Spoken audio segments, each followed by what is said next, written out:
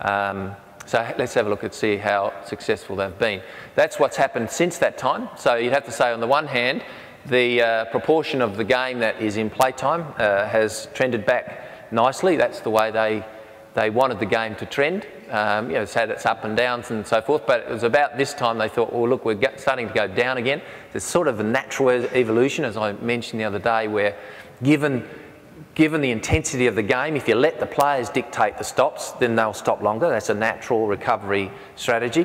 So the umpires have been told to start it faster. I won't play these, but there's some examples of how long umpires take for restarts. But these are data from, and be careful here, this is not this is not scaled. So that's 1960, 70, 80, and then we have the last decade shown there. But this is the average time to throw the ball back into play. So some of the things that the administrators and the umpiring departments did to try and make the game more continuous, to take the speed out of the game, to fatigue the players somewhat, to slow them down, was strategic. And you can see a rule change introduced in about 2005 here. This is a boundary throw-in. So umpires were told, get it back in quicker, and you can see they did. And we're starting to trend back up again, but it's much less here. And clearly this doesn't happen by chance. This was a directive from the umpiring department, the AFL, to do that. The average time to restart play after a point was scored, there was a rule introduced that allowed players to do that quickly. Didn't have to wait for the umpire to wave their flag. So that was, again, very strategic. So less rest for players, trying to take the top end speeds out. This is the only one that's probably dictated more by the media than by the AFL, and that is trended up. So they can get their adverts in, which is probably an important thing since they pay a lot of money to the AFL. The average time taken for a ball up, again, the umpires were told to start it faster, and you can see where it was trending up, and the umpires were doing their preparation and their little dances they used to do.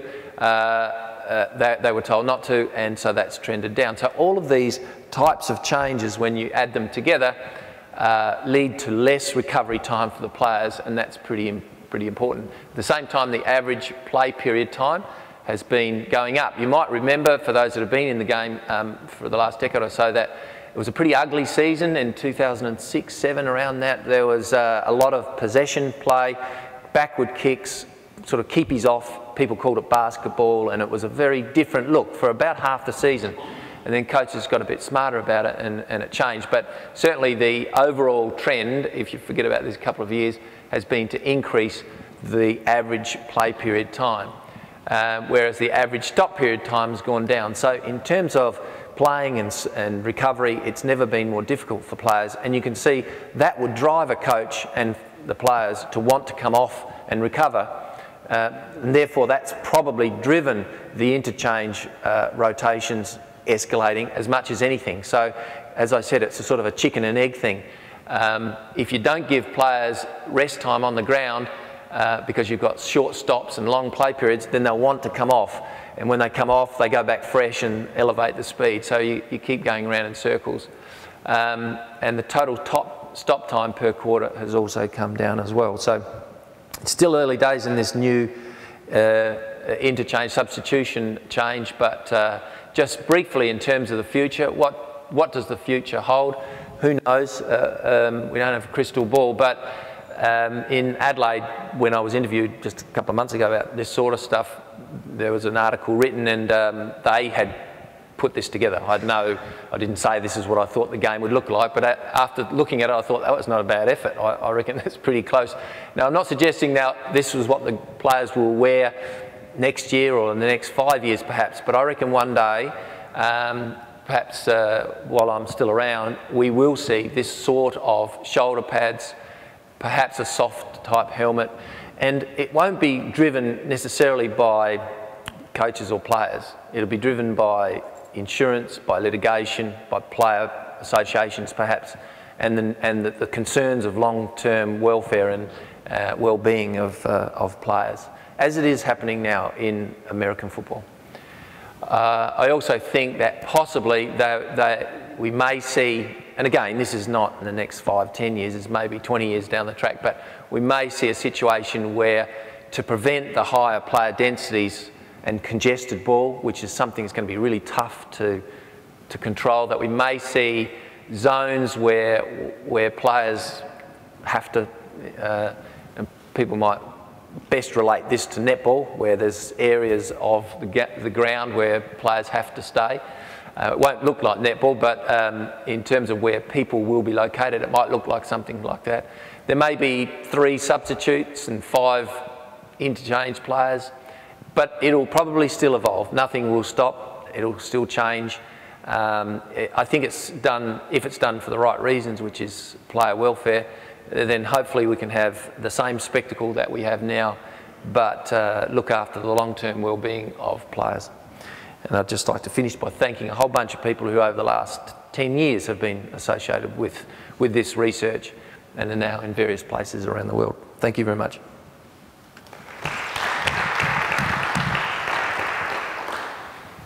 Thanks, Kevin. Are there any questions? Right over the far side.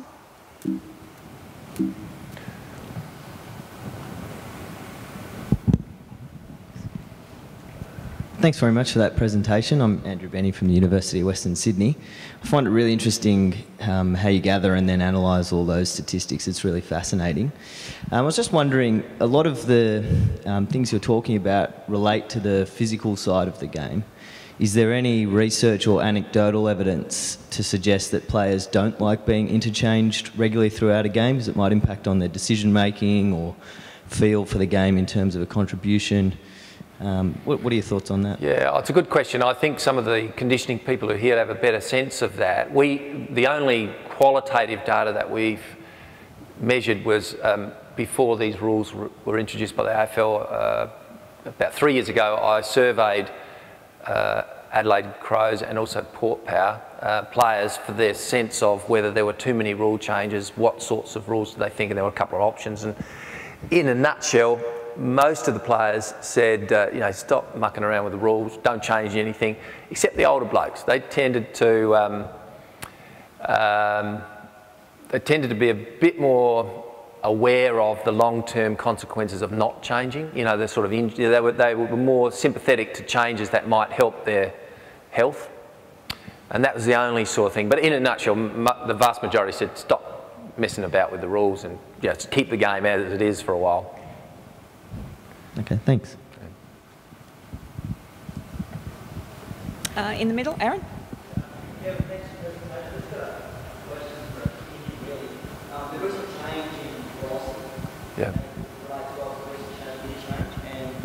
And obviously, quite often, you have to run for an interchange from on the field quite fast. How much do you think the increase in rotation number, running to the bench, on and off, has increased the actual increase in work rate? Because our sprint numbers really elevate as you go. It's not real running, if that makes sense. Yeah, and I'm not exactly sure how WSBI determines. It probably just looks at the GPS trace and says, well, look, they've hit the boundary line. That's when we stop the GPS. But in the past, you know, just looking at players and being associated with one club and knowing that a lot of it is pre-planned and structured, so they know, you know, 6-minute mark, they're supposed to come off, and no matter where they are on the field. And for people not involved in AFL, the field is sometimes 170 or 80 metres long and 130 wide, so that can be a long sprint. And you'd often think, well, is that really, from a physiological point of view, a useful thing when they come off for perhaps 2 or 3 minutes? Now I think most clubs are using it more wisely, much more opportunistic. When players are close to the interchange gates, they will come off. It's left more to the players, certainly at our club, and from what I'm seeing, that the players are making that decision. Trouble is, in tough games, because I'm on the bench, I see many players, you know, looking at the bench. I'm putting their hand up. They want to come off, you know, and some of them are just walking off and thinking, well, someone else is going to come on to replace them. So to get back to your question, a lot of it probably was wasted, but I think they've learned and it's now much more efficient.